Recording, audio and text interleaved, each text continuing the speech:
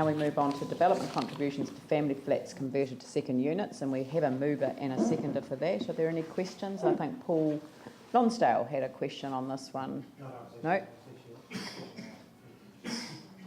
Okay, so development for contributions for family flats converted to second units. Are there any questions on that one? Any discussion? I'll put the motion. All those in favour say aye. Those opposed say no. That's carried. That's really weird. That's exactly what I thought would happen before. Development contribution Central City rebate scheme. Would someone like to move that? Jamie, seconded by Paul. Are there any questions? Yanni? Okay, any questions? Yep. I just wanted to confirm with you that the issue with regards to the website, you know, there was an issue that you and I were dealing with a year or so ago around the criteria for the DCs. Is that all clear now and being clarified on the website? Yes, yeah, we've done a lot of work to clarify, and certainly I think a lot of the case that you and I dealt with was very much one of those ones where it was all on the cusp of the changeover. Right. So it was to do with criteria around accessing the DCs and there being a bit of a, as my so we have we've certainly clarified that now. The website now much better reflects what the council's position is, so it's clearer to applicants what's required of them. And the advice I've got is that that certainly that's much clearer for staff and for people working with it. Jamie. Really quickly speak to this. Oh, no, hang on. Well, questions? Yeah, no, Yanni's already indicated this. So that was questions. So discussion. So then Yanni, then Jamie. Sorry. Yeah, I just, given our financial situation, and, you know, I think we've been incredibly generous in providing this fund for the last year, but I don't support extending it. I think given our financial situation and the fact that we're struggling to afford to fix our own housing, our own social housing, which doesn't get a cent of ratepayers' money, we're giving ratepayers' money to private developers. I just can't justify that in my head. So I think given the financial situations that we're facing, we tried to act as an incentive to encourage some early development into Central City. We know a lot of that's been controlled by government through the Eastern Frame, and whatever's going to happen there is going to happen. So I actually think that we cannot afford to do this. I don't think it's morally justifiable in the situation we find where the housing for the most vulnerable we can't afford to fix, and we're not spending ratepayer money on, but private developers for $500,000 apartments or higher are getting a ratepayer subsidy. I can't support that, so I will vote against this. Thank you. Jamie. That's a little bit awkward because I was going to praise this council just then. So everyone else bar Yanni then with this one. It was passed obviously in the long-term plan last term that this initiative, a 3-year plan at the time, and then reaffirmed by this council. And you guys made a good call because you hear the informal things, which is all well and good, and the letters to the Mayor from the New Zealand Property Institute, which said it was one of the best single things that we did, and they praised this council for reaffirming that. Those of you that sit on the development forum, we have about half a dozen people around this table, will be acutely aware that the membership of that have reiterated what the Property Council put in their letter to the Mayor, which includes the likes of the Chamber of Commerce, saying that this was just a superb initiative, and it's a testament, I guess, when you look at it, that, you know, close to 80% of this fund is being exhausted. The reoccurring theme that comes through the development forum, which I chair, and it is a tricky one because it's always a trade-off. And you know that, you know, if you want people to enjoy the city, you need to have a development and all of this, but it's never just one thing. It's like the legs of a chair that hold a city up and take it forward. So, you know, there'll be questions and robust debate with staff and amongst ourselves. If we look to extend it, that's the theme coming from the development forum, that they desperately wanted it extended, and some more certainty and clarity around things there. But it's been overwhelmingly positive. The numbers speak for themselves. So I just wanted to say well done to you for affirming it like you did, and we'll cross that bridge when we come to it from what the members of the development forum are wanting. But yeah, it's a job well done that speaks for itself. Paul? Yeah, I'll just agree with Councillor Goff on that, and also it actually fits in line with our vision to have 20,000 and more people living in the inner city, and the city has struggled to get up and going, and we need to make sure that as a council we do everything we can to get our heart beating again. We've had some temporary projects that have had some reasonable success, but we're seeing slow development. We've got to remember the central city sat under recording for over 2 years, and that actually hindered a bit of the rebuild, so we have to do everything we can to ensure we actually spark that energy back into our city. The city is a heart of our culture. It's also actually the heart of actually what drives people to want to come and visit your city. They don't generally come and want to visit, your suburban key activity centres. They want to come in and see your heart of your city. We want to see people living in our city, enjoying our city, and making it a safe place to be. And you can only do that with people that live there. And that's a problem we had pre-earthquake. So I think it's really important that we sit in behind this here and say what we're going to do and do it and follow it through and support our city. Yep, well, I might just add a word in support of that as well, because I think that, in fact, I get slightly frustrated with comparing, we could spend this or spend it on this. It's actually not a choice, it's actually a question of priorities, and competing interests can have a status in terms of priorities for different reasons. So it's a priority to get the city, the central city, back on its feet. It's a priority to get our social housing back on its feet as well. So for me, this is a no-brainer. It's an absolute requirement that we ensure that that our central city is that living, breathing space. And actually, this ambition existed before the earthquakes. The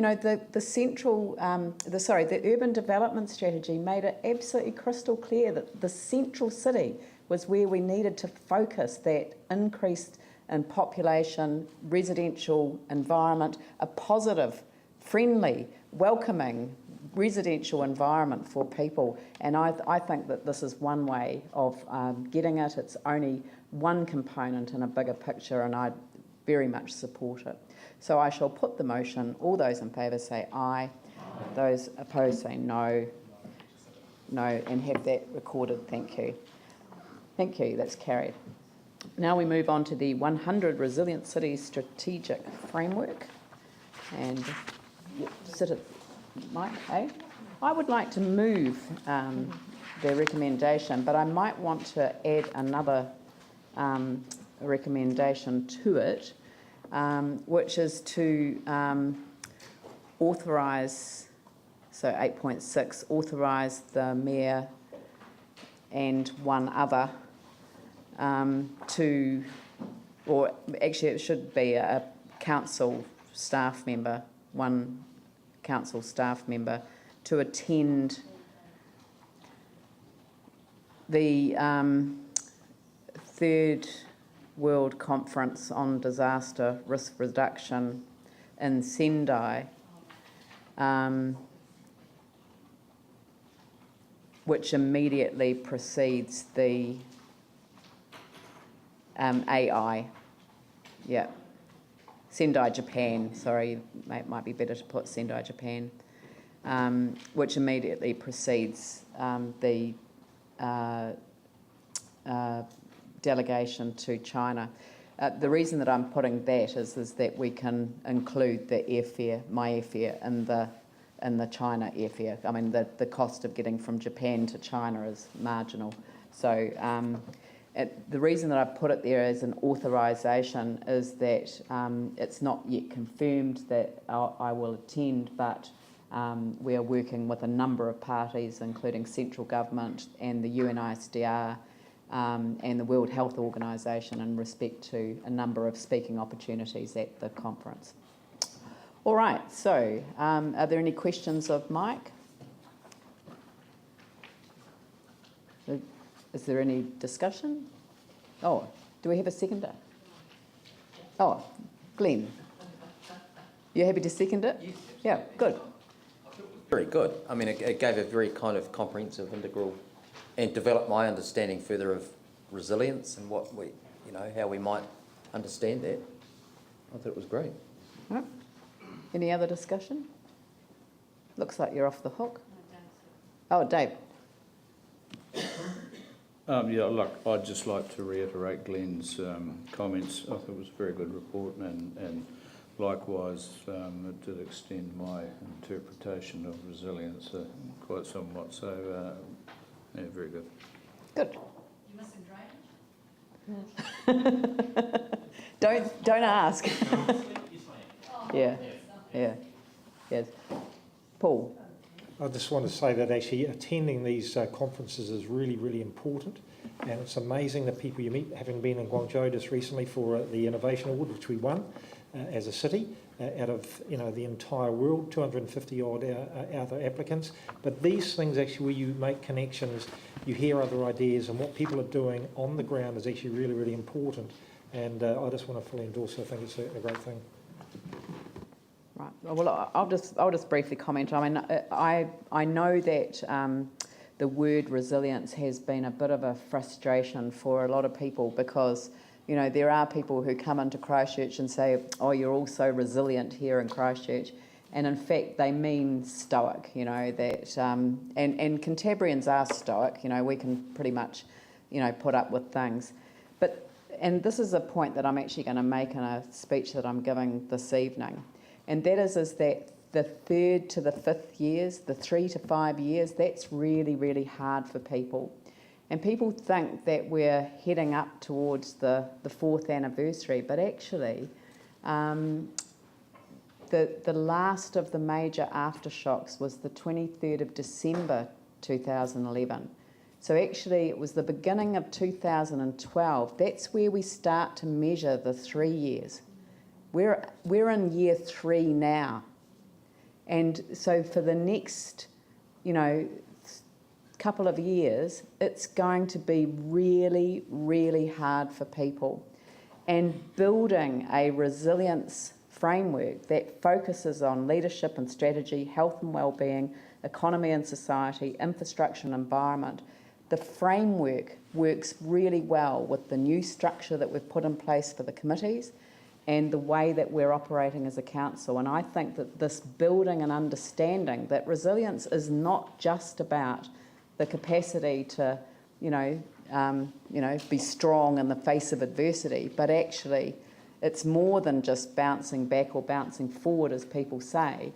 It is the capacity to adapt, but more importantly, it's the capacity to co-create a new normal for our city. And I know that Paul's adopted the phrase, the new normal, as the way to describe the way forward for us. But when you think of what our transitional movement has actually delivered for our city, it actually enables us to think about a new way of actually operating. And so my whole, theme that I've set around this is to be able to leave this city resilient in its governance structure, a new governance for a city, which is about a co-created environment, which is participatory budgeting, participatory democracy, something that I think that Christchurch would welcome, and is the one city, I think, in the country that is well set up to do that. So, Rahm Emanuel, who was the mayor of Chicago, or who is the mayor of Chicago when he was the chief of staff in the White House, said, "Never let a serious crisis go to waste." And the reason that he was saying that was it's always an opportunity to do things you never thought you could do before. And that's the opportunity that sits with our city right now. So I think that this framework gives us the capacity to work with other organisations and make that happen. So thank you very much for all the work that you've done, Mike. So I'll put the motion. All those in favour say aye. Those opposed say no. That's carried. Thank you. Right. Now, Jamie, you'd like to move that the report as a whole be adopted, and seconded by Raf, and I'll put that motion. All those in favour say aye. Those opposed say no. That's carried. Thank you.